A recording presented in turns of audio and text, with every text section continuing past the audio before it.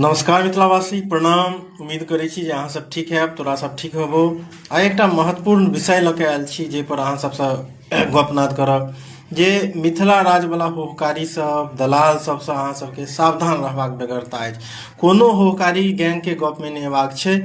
अहाँ सब एकटा प्रश्न करियौ अपना आपसँ आ ओकर उत्तरो तकियौ कि आइ तक कहियो देखलियै मिथिलाके जे बड़का बड़का सांसद विधायक जे भी नेता सब छै या छथि, ओकरा सबके चाहे वो संजय सरावगी होय, संजय झा होय या अशोक यादव होय, जे भी होय, बेनीपुर के विधायक होय, अलीनगर के होय, झंझारपुर के होय या रामप्रीत मंडल, केकरो आइ तक देखलियै जे मिथिला राज आंदोलन में भाग ले। आ ई जतेक छुटभैया सब जे अछि, मिथिला दलाल सब जे अछि, होहकारी सब, मिथिला राज तहन बिहार दिवस किया मने। अरे भाई, मिथिला राज कथी लऽ कऽ तू बनेबही?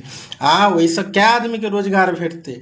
आ ई जे मिथिला राज ई सब चिचियाइया से सबटा झूठ, सब अपन पेट पोषै दुआरे।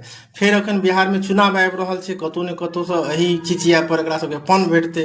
आ ई सब भदबरिया बेंग जकाँ टर टर करे जाइए जे हम राज बनायब तऽ बिहार दिवस किया मनाओ, तऽ किया शुभकामना दियौ।